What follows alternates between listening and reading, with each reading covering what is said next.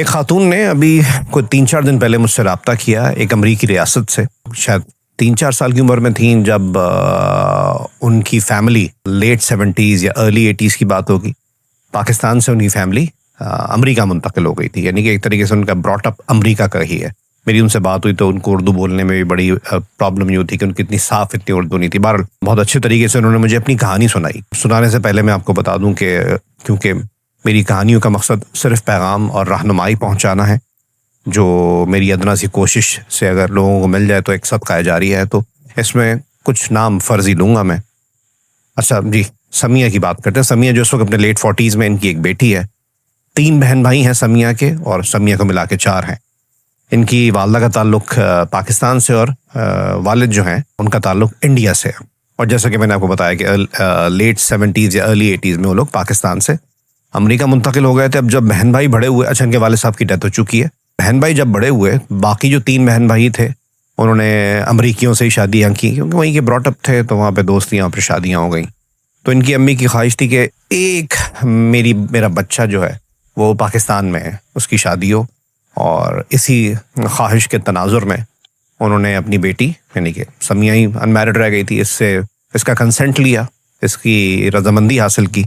और उस रजामंदी के साथ 2006 या 7 की बात है, पाकिस्तान में कराची में रिश्ता ढूंढना शुरू किया गया। अच्छा, समिया की खाला कराची में रहती हैं और एक बहुत अच्छा इलाका है वहाँ पर, उनका अच्छा घर है माशाल्लाह। उनके ज़रिए वो रिश्ता ढूंढा जा रहा था और फिर एक रिश्ता मिला। जिस लड़के का रिश्ता था उसका नाम है राहील, और बताया गया जी गुलशन ब्लॉक 7 में उसका ऐसे ऐसे घर है। अब वो घर फैमिली का था, उसका अपना था। बहरहाल कहते हैं जी हमारा ज़ाती घर है ये। और राहील का एक भाई बताया गया कि जी बड़े कोई मशहूर एक्टर हैं। उनका नाम भी मुझे पता है, वो बाद में मैंने देखा तो कोई मशहूर एक्टर नहीं थे। वो शायद डायरेक्टर थे, और डायरेक्टर भी इतने कोई कामयाब नहीं थे वो हमारे यहाँ। लेकिन रिसेप्शन बना दिए जाते हैं ना, और बाहर के लोग जो इतनी अर्ली एज से वहाँ पे रह रहे हैं तो उनको क्या पता, आप यहाँ बोल दो जी मशहूर एक्टर हैं तो वो हर किसी को अदनान सिद्दीकी या हुमायूं सईद समझना शुरू हो जाते हैं। बहरहाल राहील का भाई बताया गया जी मशहूर एक्टर है और अच्छी फैमिली है, गुलशन ब्लॉक 7 में वो रहते हैं। राहील पढ़ा लिखा है, दिखने में भी मुनासिब। अच्छा जी, रिश्ते की बात बढ़ी और किस्सा मुख्तसर ये, फ़ोन पर 2007 में इन लोगों का निकाह करवा दिया गया। 2007 का मिड था। जिस दिन निकाह हुआ है उस दिन पहला वाक़या पेश आया। हुआ ये कि दोपहर में किसी वक्त, पाकिस्तान में दोपहर हो रही थी और वहाँ पर गालिबन जो भी है टाइम जोन का डिफरेंस है, जिस दिन निकाह हुआ है उसी दिन लेट नाइट यहाँ से राहील ने, अब ज़ाहिर बात है नंबर्स पे बातचीत हो रही है और वो अमरीकी ब्रॉटअप लड़की है तो ज़ाहिर बात है खुले जहन की थी, इसकी बातचीत वगैरह शुरू हो चुकी थी पहले ही। तो निकाह वाले दिन ही राहील ने, जब निकाह वगैरह हो गया और उसके बाद इसने लेट नाइट समिया को कॉल की कि यार ऐसे ऐसे इमरजेंसी हो गई है और मुझे किसी तरीके से $500 भेज सकती हो। समिया को बात अजीब लगी, लेकिन फिर वही बात ना, ये रेड फ्लैग यहाँ की किसी लड़की का अगर कोई बात कही जाए एकदम, तो जो लोग सुन रहे होंगे पाकिस्तान का ब्रॉटअप होगा तो उसके लिए तो फ़ौरन जी एक रेड लाइट ऑन होगी कि यार ये क्या चक्कर है। वहाँ के लोग थोड़ा सा डिफरेंट मिजाज के होते हैं, उसको वो रेड फ्लैग लगा नहीं। शायद उसने बोला यार कुछ डिफरेंस है, कल्चर का डिफरेंस है, निज़ाम का डिफरेंस है, शायद हो जाता होगा, पाकिस्तान में ऐसे कह देते होंगे। उसने बोला अच्छा सही है, आप फिक्र ही नहीं करो, मैं भिजवा देती हूँ। बहरहाल उसने भिजवा दिए। उसके 3-4 दिन बाद अब अच्छा, इस बीच में राहील ने ये बावर करवा दिया था कि देखो जी तुम ही पाकिस्तान शिफ्ट होगी, मुझे अमेरिका शिफ्ट होने का कोई शौक नहीं है। अच्छा जी, कोई शौक नहीं है। कुछ दिन गुजरे तो जी समिया ने बोला कि यार हम कहीं मिलते हैं, तो तुम अमेरिका नहीं आना चाह रहे और मैं भी पाकिस्तान नहीं आना चाह रही, नहीं कि रुखसती वाला अभी कोई ऐसा सच प्लान नहीं था, लेकिन मनकूहा थी एक तरह से, मियाँ बीवी थे। तो हम एक काम करते हैं, मुझे सिंगापुर बहुत अच्छा लगता है, तुम आ सकते हो? तो उसने बोला, राहील ने बोला हाँ बिल्कुल मैं चक्कर लगा लूंगा। तो चंद महीनों में जी सिंगापुर का ट्रिप प्लान हुआ। इस बीच में समिया के भाई ने कहा कि यार मैं तुम लोगों का ट्रिप स्पॉन्सर कर देता हूँ, फिर मैं राहील से भी बात कर लेता हूँ।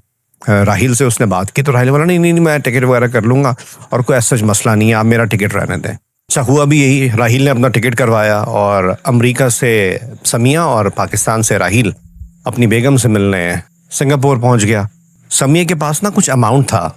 मैंने आपको बताया था ना, समिया के भाई ने ऑफर किया था कि मैं ट्रिप तुम लोगों का मैं गिफ्ट कर रहा हूँ, तो राहील ने मना कर दिया, नहीं नहीं आप अपनी बहन का करें और मैं खुद करूँगा ये वो।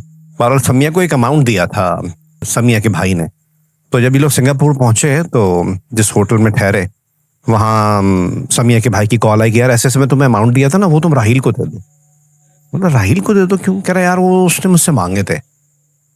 इसने राहिल से पूछा कि तुमने ऐसे ऐसे मांगे थे और राहिल को पैसे दे दिए, लेकिन सोला यार जब तुमने टिकट का मना कर दिया तो अच्छी बात थी, लेकिन पैसे क्यों मांगे तुमने? इस बात पे इनका बड़ा आर्ग्यूमेंट हुआ और राहिल होटल से निकल के 3-4 घंटे के लिए कहीं चला गया। ये परेशान रही 3-4 घंटा। 3-4 घंटे परेशानी के बाद जब वो आया तो कहता जी मैं तो तुम्हारे लिए गिफ्ट लेने गया था, हालांकि जब वापस आया तो कोई गिफ्ट विट एज सच नहीं था उसके पास।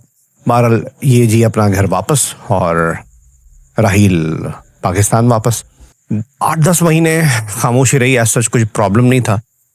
8-10 महीने बाद राहिल ने समिया से इस ख्वाहिश का इजहार किया कि भाई तुम पाकिस्तान आ जाओ। मैंने तो जैसे शुरू में बोल दिया था कि मुझे अमेरिका जाने का कोई शौक नहीं है, तो तुम पाकिस्तान शिफ्ट हो जाओ और हम जो भी ज़िंदगी अपनी शुरू करते हैं। अच्छा, उस वक्त अमेरिका, पाकिस्तान से अमेरिका इस तरह स्पाउस को ले जाना बहुत आसान था।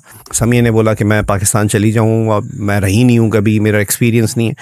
तो समिया की वालदा ने बड़ी एक दानिशमंदी की बात की, देखो वो नहीं मान रहा तो तुम बीवी हो, प्यार मोहब्बत से खुलूस से उसके साथ कुछ अरसा रहो और उस चीज़ पर राज़ी करो, क्योंकि उस दौर में स्पाउस को बहुत आसान था अमेरिका लाना पाकिस्तान से, तो प्रोसेस तो इतना मुश्किल नहीं है, इतना लेंदी भी नहीं होगा। तुम अभी चली जाओ और फिर उसको मनाकर अमेरिका ले आना। राहिल को इन्फॉर्म किया कि मैं ऐसे ऐसे आ रही हूँ और कुछ महीनों बाद वो पाकिस्तान आ गई। अब इसने बोला था कि राहिल से कि तुम मुझे एयरपोर्ट लेने आना और ये, और जो कह सकती हो अपने शौहर से। राहिल आया तो जब ये एयरपोर्ट से बाहर निकली तो उसने देखा जी एक छोटी सी गाड़ी और उसमें पूरी फैमिली, मतलब राहिल की बहन और 2-3 और मेरे ख्याल से खाला और उनका कोई बच्चा और राहिल की अम्मा। तो खैर जी इसको भी बोला कि बैठ जाओ, इसको बिठा लिया। ये बेचारी अब इतने लंबे सफ़र से आई है, जागी हुई है, थकी हुई है, ये जी फंस फंस के बैठ गई। सोच रही हो कि घर जाएंगे, तो उन लोगों का प्लान बन गया कि जी सुबह सुबह का टाइम था कि जी हम नाश्ता करने जा रहे हैं। तो कहाँ ले गए जी? क्लिफ्टन चलते हैं, बोटिंग बेसन। अच्छा जी, बोटिंग बेसन ले गए। अब ये बेचारी नींद में ना झूल रही है, जमाइयाँ ले रही है, तो पर बैठ के उन सब ने नाश्ता किया, इसको भी कराया। अब ज़बरदस्ती थी एक तरीके से इसके साथ, इसका दिल बिल्कुल नहीं कर रहा, इसको फ़ौरन बिस्तर चाहिए था कि मैं सो जाऊँ, किसी तरीके से आराम करूँ। खैर जी हाँ, वापस घर लाए। अब इसको क्या पता कौन सा गुलशन, कौन सा क्लिफ्टन, कौन सा डीएच है, कौन सा फेडरल वी एरिया कराची का। इसको अबुल हसन इस्फहानी रोड पर वाकई एक अपार्टमेंट में ले गए। अपार्टमेंट में ले जाके इसको जी 3rd या 4th फ्लोर का अपार्टमेंट था, वहाँ जी चढ़ा दिया इसको और बोला ये हमारा घर है। तो उसने मतलब एंटर होते ही पहले तो उसने बोला है मुझे थोड़ी देर सोना है। एंटर होते ही इसने एक चीज़ नोटिस की थी कि 2 बेडरूम का अपार्टमेंट है, छोटा सा, मतलब शुरू होते ही ख़त्म हो जाने वाला, जो एक अज़राह मजाक एक बात कही जाती है, इस तरह का अपार्टमेंट है।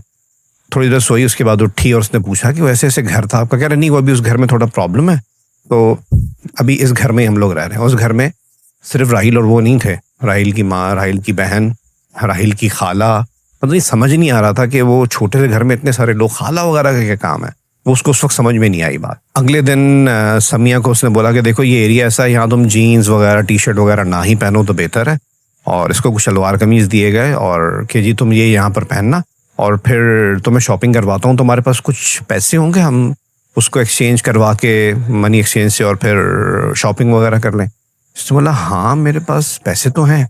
बहरहाल इसने आगे कोई $400-500 अपने राहिल के साथ गई समिया, वहाँ से $400-500 इसने मनी एक्सचेंज से पाकिस्तानी रुपीज़ में चेंज करवाए। बाजार गए तो समिया कहती, इसने बोला यार मेरा जूता भी फट रहा है, तो कह रहे हाँ बिल्कुल तुम जूता भी लो। अपने पैसों से उसने जूता वूता भी दिलाया और घर वापस आ गए। अच्छा, इसको बता दिया गया था कि घर के काम तुमने करने हैं, जैसे टिपिकल बहू होती है। इसने बोला सही है, पाकिस्तानी कल्चर का हिस्सा है, तो ये घर के पोछे भी लगा रही है, सफाई भी कर रही है, डस्टिंग भी कर रही है, खाना भी पका रही है, हर चीज़ कर रही है। एक दिन इसको पता नहीं वो क्या हुआ, इसने राहिल की वालदा से ही बात की ना कि जी हमारे रिलीजन में इस चीज़ की तो कोई गुंजाइश नहीं है कि बहू आके सास की और बाकी लोगों की खिदमत करे, ये तो आपके बेटे का भी काम है ना, वो इस चीज़ में मेरा साथ दे। इस चीज़ पर वो बहुत बुरी तरह पेश आई और नाराज़ होकर समिया की नंद को अपने साथ लिया और अपनी बहन के घर चली गई, यानी कि राहिल की खाला के घर चली गई।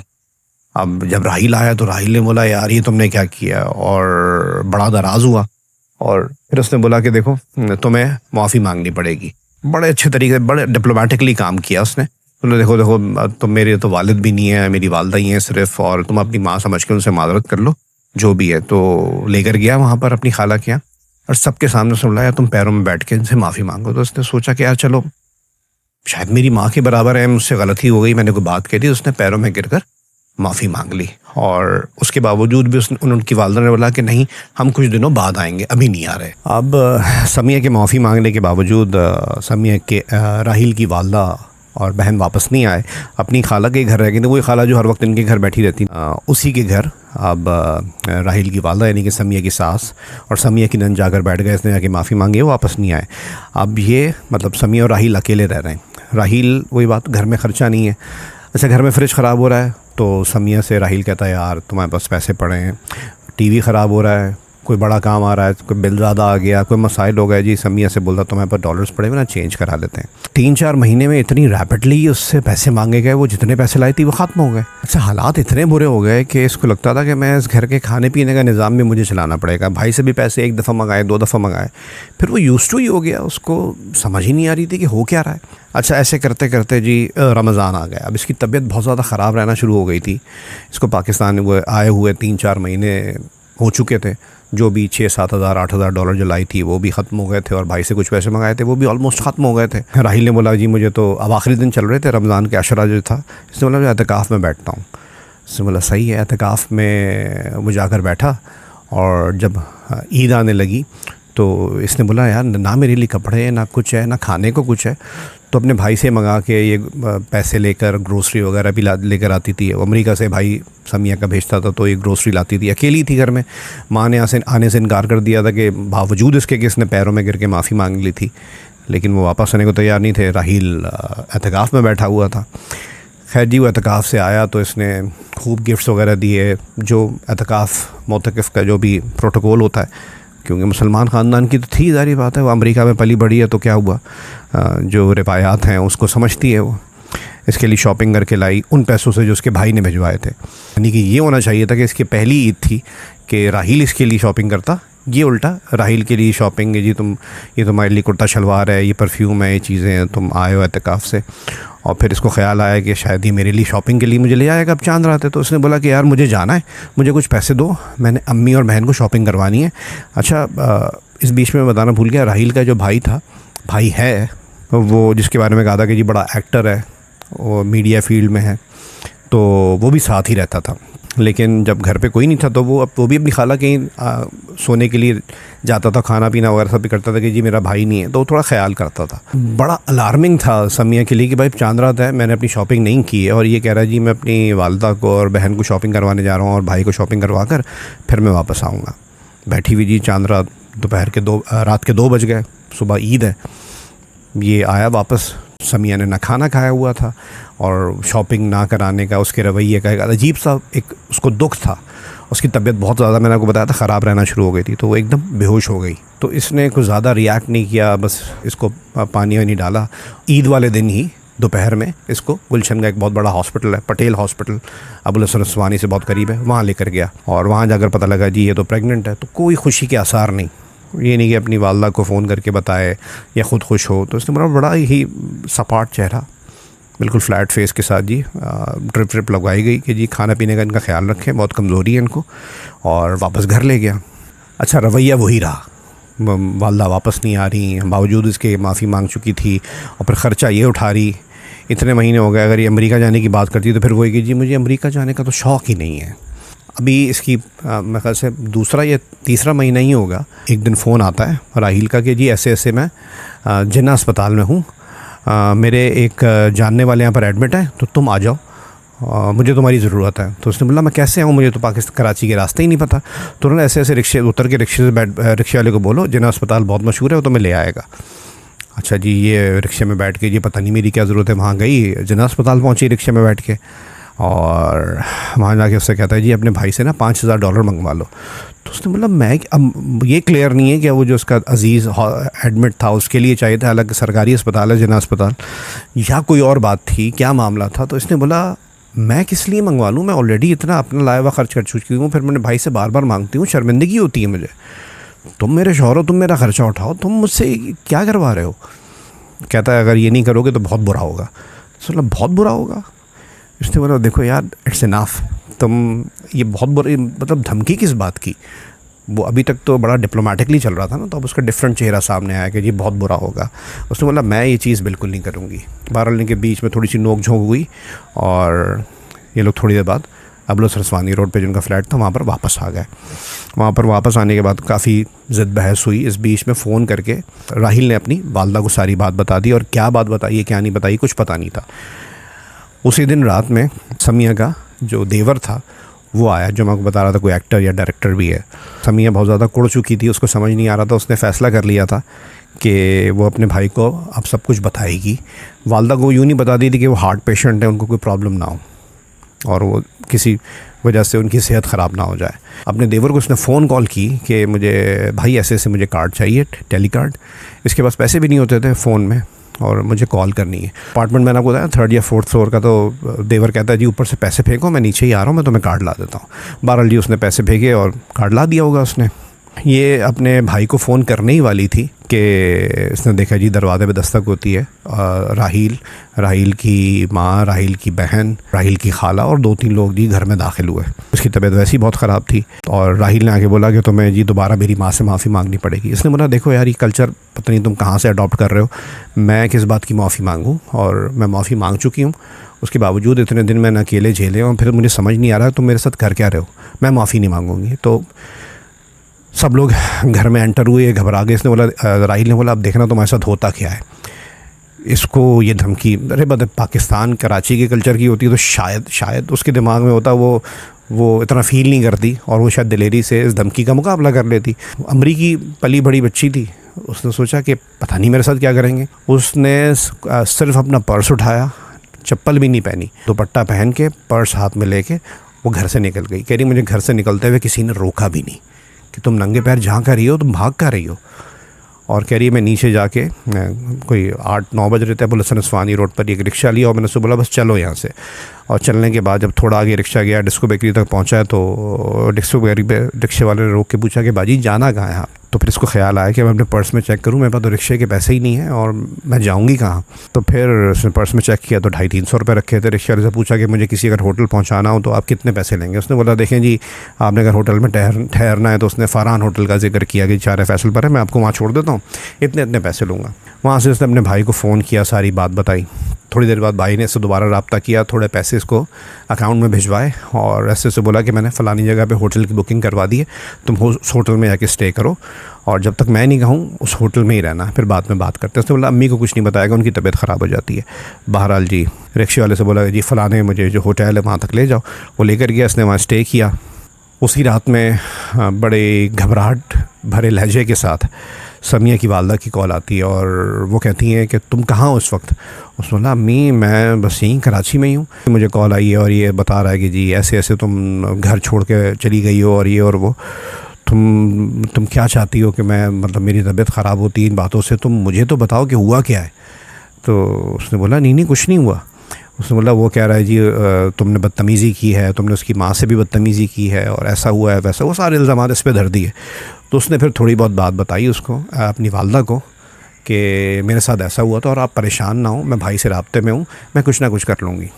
फिर उसने दोबारा अपने भाई से रब्ता किया और भाई से बोला कि देखें यार अम्मी तक बात जा रही है, किसी तरीके से अम्मी का फ़ोन आगे पीछे करें, अम्मी तक ये बार बार ना खबरें नहीं पहुंचनी चाहिए, उनकी तबीयत ख़राब होगी। हाँ भाई ने बोला यार तुम कुछ भी करके ना कराची से अभी निकल जाओ, अमेरिका आ जाओ, उसके बाद देख लेते हैं जो भी मामला आता है। इसकी तबीयत ख़राब थी, बार होटल में स्टे किया, भाई ने वहाँ से टिकट्स करवाए। 2-3 दिन बाद के कोई भी टिकट उसको मिले। ये 2008 की बात बता रहा हूँ मैं आपको, 2008 का एंड चल रहा था। अच्छा जिस दिन का टिकट था उससे एक दिन पहले होटल से ही इसने राहिल को कॉल की कि देखो जो भी था हमारे मामले में, मुझे नहीं पता क्या किस तरीके से हल हो गया मामला और ये क्यों इतना बिगड़ रहा है, मैं चाहती हूँ कि तुम मुझे लेने आ जाओ और हम कोशिश करते हैं इसमें चीज़ें बेहतरी हो। तो राहिल कहता है अब तो मैं तुम्हें रखूँगा ही नहीं, तुम खुद गई हो ना, अब तुम मेरी तरफ से आज़ाद हो। बहरहाल जी अमेरिका आ गई है, इसको ये मालूम था ये प्रेग्नेंट है। अमेरिका आने के 1 हफ़्ते बाद इसको कोरियर से तलाक मौसूल हो जाती है, ईमेल से या कोरियर से। बार उसको तलाक के कागजात मिल जाते हैं। तलाक के कागजात मिलने के 1-1.5 हफ़्ते बाद अब आप हठधर्मी देखें, राहिल की कॉल आती है कि वो ऐसे ऐसे मैंने तुमसे एक अमाउंट मांगा था ना, इतने $1000, तुम वो मुझे भिजवा दो, मैं ये तलाक रोक लूँगा। तो उसने बोला भाई मैं तो मतलब तलाक कैसे रुकती है, तलाक तुमने दे दी, लीगली तलाक हो गई और दूसरे तरीके से कैसे रुक सकती है। तो उसने बोला कि तुम्हें भी तलाक नहीं हुई, तुम प्रेग्नेंट हो और तुम कहोगे तो मैं डॉक्यूमेंट्स वापस ले लूँगा। उसने बोला नहीं, तुमने मुझे तलाक दे दी, अब इसको जो भी रूल कहता है कि नहीं हुई, तुम्हारी नीयत थी मुझे तलाक देने की, तुम मुझे तलाक दे चुके हो। उसने बोला तुम बच्ची नहीं पाल सकती, बच्चा या बच्ची जो भी पैदा होगा। उसने बोला ये मैं देख लूँगी। ये बात यहाँ ख़त्म हो गई। अब 2008, हम 2026 में, उसकी यहाँ बेटी पैदा हुई और उसने अकेला उस बच्ची को पाला। 2026 चल रहा है, उस हिसाब से अंदाज़ा लगाया 18 साल की वो बच्ची हो चुकी है। बहुत प्यारी बच्ची है, मैंने तस्वीर देखी है। और शादी नहीं की फिर समिया ने कभी, मर्द पर कभी एतमाद ही नहीं किया। राहिल ने, आप सोच रहे होंगे शादी की नहीं की, अब वो तीसरी शादी कर चुका है। और मज़े की बात क्या है, राहिल की तीसरी बेगम किसी तरीके से फेसबुक पे, आपको पता है, कुछ पता लगा होगा इसको कि जी इस शख्स ने तीसरी शादी की और किसी डॉक्टर से शादी की है। इसने उसको रब्ता किया, उस डॉक्टर को रब्ता किया, कोई बात की होगी, तो उसने बोला कि मैं राहिल की सेकंड वाइफ हूँ। उसने बोला सेकंड नहीं, अब थर्ड वाइफ है। तो उसने बोला ऐसे ऐसे, तो उसकी फ़र्स्ट वाइफ वो थी। कह रहा फ़र्स्ट वाइफ वो नहीं थी, वो सेकंड वाइफ थी, मैं फ़र्स्ट वाइफ हूँ। मतलब इतनी धोखाधड़ी कि उसने अपनी थर्ड वाइफ को यही नहीं बताया कि वो थर्ड वाइफ है, उसको सेकंड वाइफ कह के, क्योंकि दूसरी जो वाइफ थी वो पाकिस्तान से ही थी, तो वो तो छुपा नहीं सकता था। तो उसने फ़र्स्ट शादी ही छुपाई हुई थी अपने एक तरीके से। कुछ दिनों बाद वो ये थर्ड वाइफ जो बता रहा हूँ, डॉक्टर है एक, उसने फिर दोबारा समिया को कॉल की कि जी वो तो कह रहा है जी तुम्हारे ही मसाइल थे, वो मान रहा है कि तुम्हारे साथ कुछ अर्सा बातचीत रही, तुम शादी रही, लेकिन वो एक मिसअंडरस्टैंडिंग थी और तुम उसके बाद उसको तुम्हारा असली रंग पता लगा तो उसने तुम्हें फिर छोड़ दिया और तो आपके अपने करैक्टर के मसाइल थे। अब ये क्या बोले आगे, जब किसी का एक्स शौहर ये बात, मतलब इज़्ज़त कभी तो रही है, तो उसने वो इज़्ज़त का मान भी नहीं रखा और अपनी बेगम पर इल्ज़ाम लगा दिया। और ये इल्ज़ाम दोबारा 2008 में आया। मैं आपको एक बात बताना भूल गया कि जब इसने ये बोला था ना कि मुझे इतने $1000 दो, मैं तलाक वापस ले लूँगा, तो उसी दौरान ये कराची में जो समिया की खाला रहती हैं उनके घर भी गया और वहाँ जाके उसने बोला कि जी ये तो पता नहीं कितने मर्दों के साथ ताल्लुकात थे इसके, और वहाँ पर इसने पता नहीं किस किस से ताल्लुकात रखे हुए थे, मैं तो तंग था। तो इसकी खाला ने बोला कि मुझसे ये बातें मेरे घर के अंदर ना करो, मेरी बच्ची पे इल्ज़ाम ना लगाओ, तुम यहाँ से चले जाओ। तो बहरहाल ये एक किस्सा था। आज हम देखते हैं ना, मतलब पिछले 5-6 साल से तो बहुत शिद्दत से चीज़ नज़र आ रही है कि ओवरसीज़ पाकिस्तानी लड़के हों या लड़कियाँ हों, पाकिस्तान में शादियाँ नहीं कर रहे। इसमें एक चीज़ मुझे ये भी लगती है कि वहाँ रहते हुए जो माँ बाप हैं ना, इस ख्वाहिश का इज़हार करते हैं कि हमारे बच्चों की पाकिस्तान में शादी हो। इस ख्वाहिश का इज़हार ज़रूर करें, लेकिन छानबीन भी कर लें कि जी ब्लॉक 7 का एक घर दिखाया गया, फिर एक छोटे से कमरे में ले गए कि ये घर है, फिर बाकी चीज़ें बताई गई। उसमें बहुत सी चीज़ें ऐसी थी कि जो बिल्कुल उलट थी, और यहाँ आने के बाद उससे मुसलसल ख़र्चा उठवाया जा रहा है। फिर वो भाई को भी चीज़ें नज़र आ रही कि मैं इसको पैसे देने की कोशिश कर रहा हूँ, तो फ़िलहाल पैसे नहीं लेता और बाद में मांगता भी है। तो ये सब चीज़ें जब इतने रेड फ्लैग्स आते हैं तो हमें सोचना चाहिए अपनी बेटियों के बारे में स्पेशली, और कभी कभी बेटों के बारे में भी। बहुत बहुत शुक्रिया।